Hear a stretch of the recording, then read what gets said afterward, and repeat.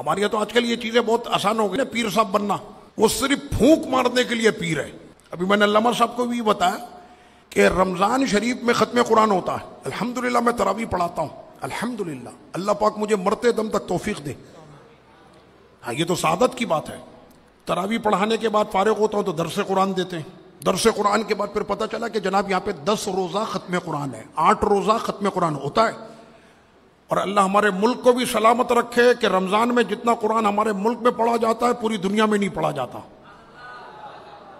تو اب چلے گا جناب ختم قرآن میں 8 روزہ میں 10 روزہ میں، بھائی علامہ صاحب آئے بیان کر دیں تو میری عادت ہے میں سب سے پہلے یہ پوچھتا ہوں حافظ کا ہے؟ وہ دیکھا کونے میں حافظ صاحب بیٹھے ہوئے ہیں سر پہ رومال ڈال کے۔ میں نے کہا حافظ صاحب آج منہ چھپانے کا نہیں دکھانے کا دن ہے، آپ نے کمال کیا، 30 پارے پڑھائے۔ اب بیان میں نے کیا، حافظ صاحب کو میں نے ساتھ بٹھایا اور جو بیان تھا درس قرآن وہ میں نے درس قرآن دیا۔ اب درس قرآن کے بعد اینڈ جب ہو رہا ہے تو ایک مصروف ترین پیر صاحب تشریف لائے۔ میں نے کہا یہ کہاں ہوتے ہیں؟ کہ نہیں یہ باہر ہی نہیں ہوتے۔ اب تو میں نے کون سا کام کر رہے ہیں اتنے مصروف ہیں، یہ کبھی آتے ہی نہیں ہیں۔ تراویح کہاں پڑھی انہوں نے یہ بھی پتہ نہیں ہے۔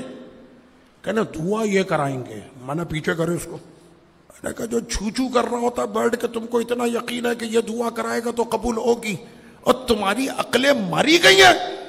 اور جس نے مصلی پہ کھڑے ہو کے 30 پارے پڑھائے اس کی دعا قبول ہوگی۔ غلط تو نہیں کہہ رہا میں؟ مصلی پر کھڑے ہو کر 30 پارے پڑھانا آسان ہے؟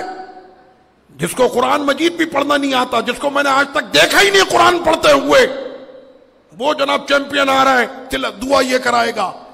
میں نے جس کے لبوں سے قرآن کے 30 پارے نکلے ہیں، آہا اس کے تو لبوں کو بھی فرشتے چومتے ہوں گے کہ اس نے قرآن کے 30 پارے پڑھے ہیں۔